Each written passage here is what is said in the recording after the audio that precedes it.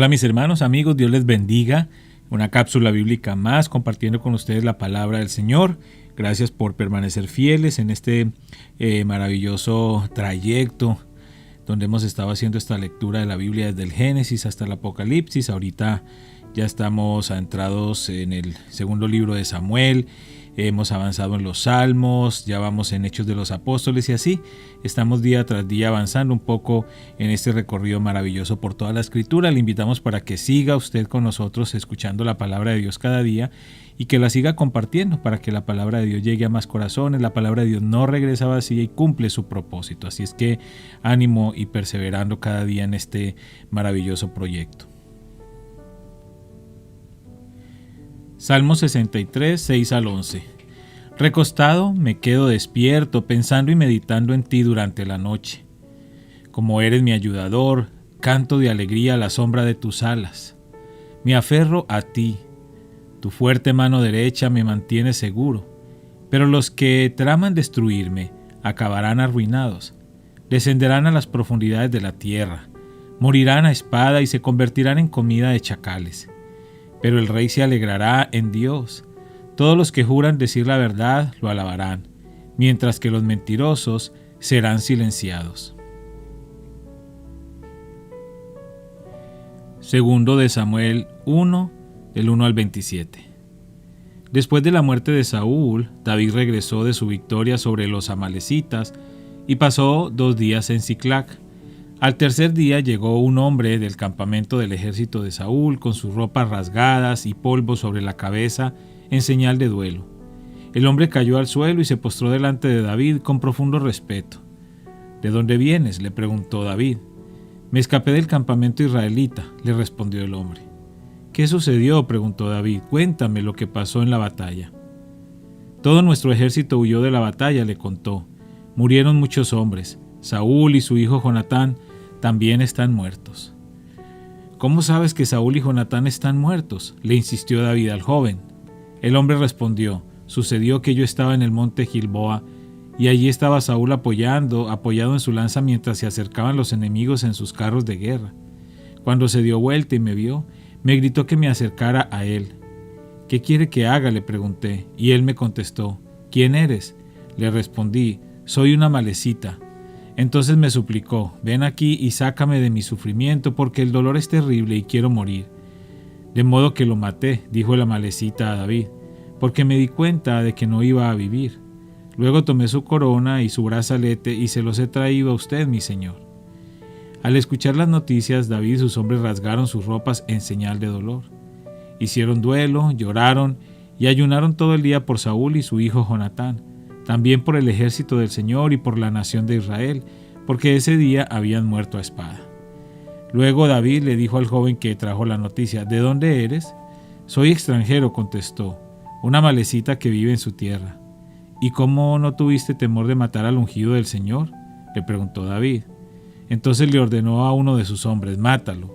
Enseguida el hombre le clavó su espada a la amalecita y lo mató. Y David dijo, te condenaste a ti mismo al confesar que mataste al ungido del Señor. David compuso un canto fúnebre por Saúl y Jonatán y ordenó que se lo enseñaran al pueblo de Judá. Es conocido como el Cántico del Arco y está registrado en el libro de Jaser. Oh Israel, tu orgullo y tu alegría yacen muertos en las colinas. Oh, cómo han caído los héroes poderosos. No lo anuncien en Gad ni lo proclamen en las calles de Ascalón, o las hijas de los filisteos se alegrarán y los paganos se reirán con aires de triunfo. Oh monte de Gilboa, que no caiga sobre ustedes lluvia ni rocío, ni haya campos fructíferos que produzcan ofrendas de grano, pues fue allí donde se contaminó el escudo de los héroes poderosos. El escudo de Saúl ya no será ungido con aceite.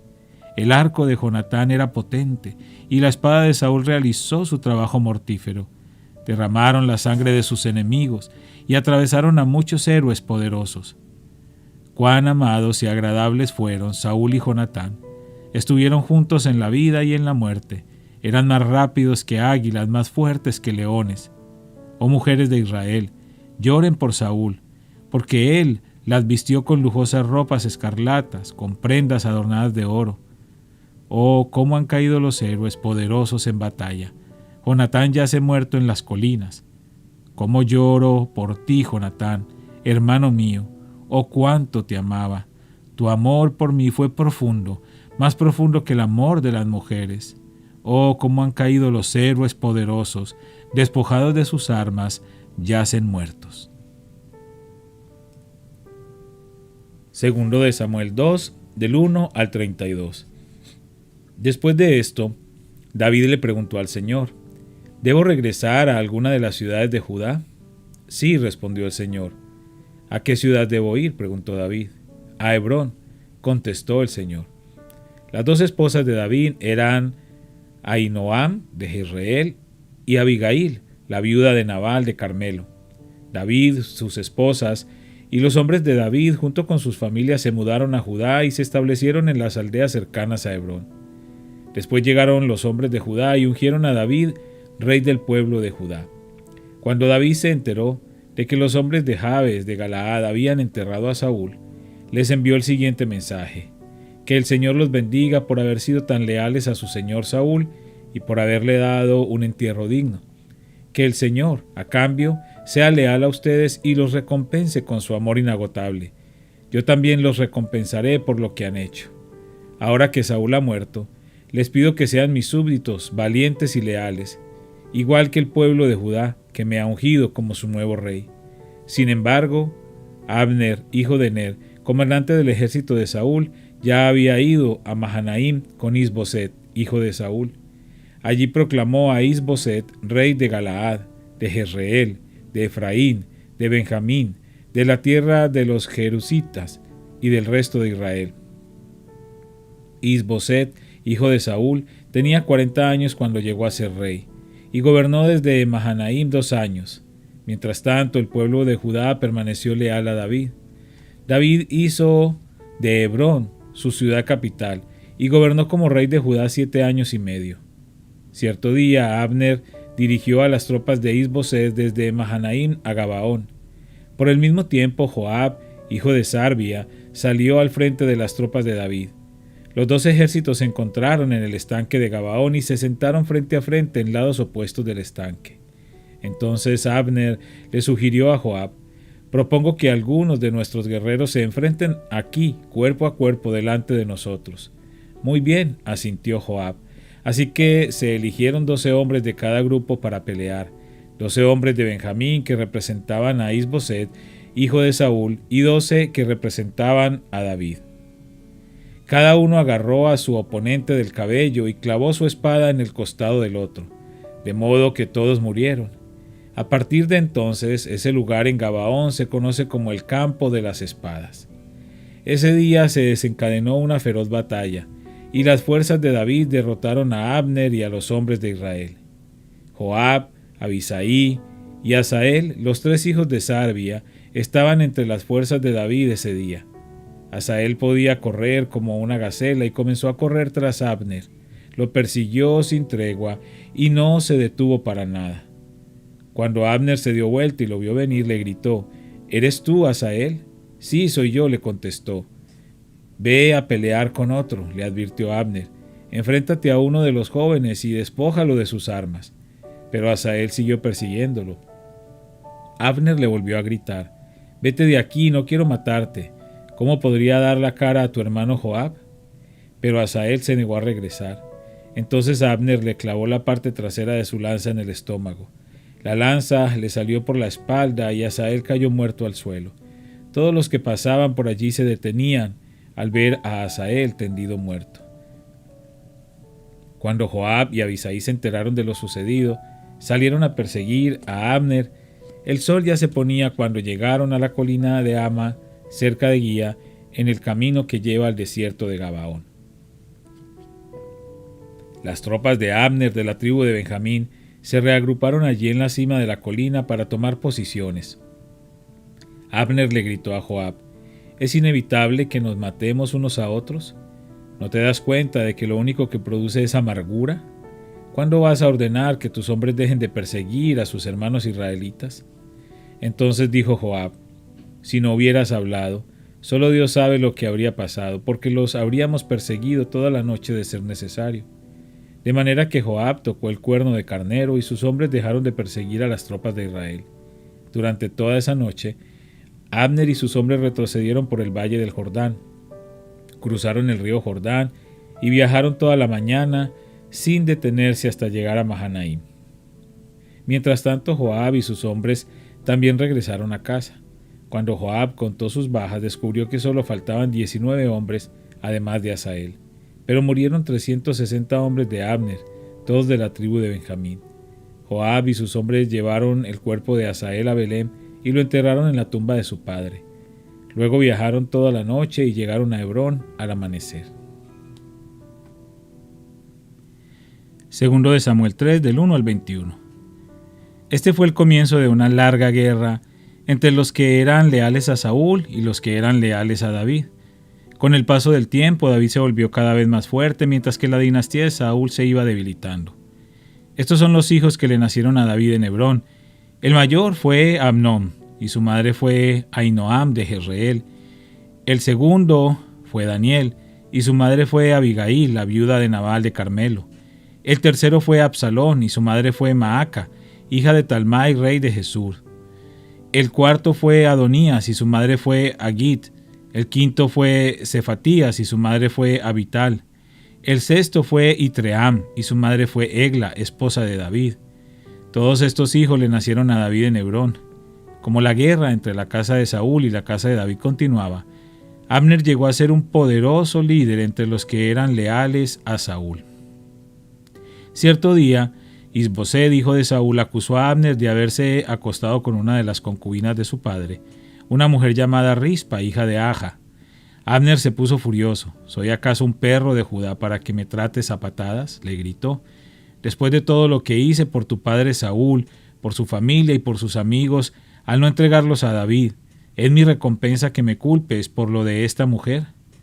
Que Dios me castigue y aún me mate si no hago todo lo posible para ayudar a David a que consiga lo que el Señor le prometió. Voy a tomar el reino de Saúl y entregárselo a David. Voy a establecer el reino de David sobre Israel, al igual que sobre Judá, todo el territorio desde Dan en el norte hasta Beerseba en el sur. Isboset no se atrevió a decir ni una sola palabra más, porque tenía miedo de lo que Abner pudiera hacer. Entonces Abner envió mensajeros a decirle a David: ¿acaso no le pertenece a usted toda la tierra? Haga pacto solemne conmigo, y le ayudaré a que todo Israel se ponga de su parte. Muy bien, respondió David, pero no negociaré contigo a menos que cuando vengas me traigas a mi esposa Mical, hija de Saúl. Además, David envió este mensaje a Isboset, hijo de Saúl: devuélveme a mi esposa Mical, pues la compré con la vida de 100 filisteos. Entonces Isboset quitó a Mical de su marido Palti, hijo de Lais. Palti la siguió hasta Baurim, llorando todo el camino. Por eso Abner le dijo: regresa a tu casa. Así que Palti volvió a casa. Mientras tanto, Abner había consultado con los ancianos de Israel y les dijo: desde hace tiempo ustedes han querido hacer a David su rey. Ahora es el momento, pues el Señor ha dicho: yo he elegido a David para que salve a mi pueblo Israel de mano de los filisteos y de sus demás enemigos. Abner también habló con los hombres de Benjamín. Después se fue a Hebrón para decirle a David que todo el pueblo de Israel y de Benjamín aceptaban apoyarlo. Cuando Abner y 20 de sus hombres llegaron a Hebrón, David los recibió con un gran banquete. Luego Abner propuso a David: déjeme que vaya y convoque a todo Israel a una asamblea para que apoye a mi señor, el rey. Los israelitas harán un pacto con usted para hacerlo su rey y usted gobernará todo lo que desea a su corazón. Así que David despidió a Abner en paz. Hechos 13, 44 al 52. A la semana siguiente casi toda la ciudad fue a oírlos predicar la palabra del Señor. Cuando algunos judíos vieron las multitudes, tuvieron envidia, así que calumniaban a Pedro y debatían contra todo lo que él decía.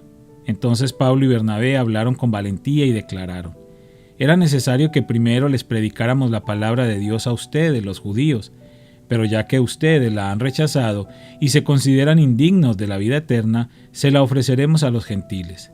Pues el Señor nos dio este mandato cuando dijo: yo te he hecho luz para los gentiles, a fin de llevar salvación a los rincones más lejanos de la tierra.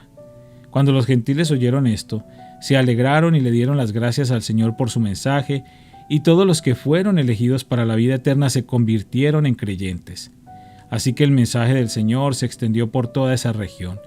Luego los judíos provocaron a las mujeres religiosas influyentes y a los líderes de la ciudad e incitaron a una turba contra Pablo y Bernabé y los echaron de la ciudad.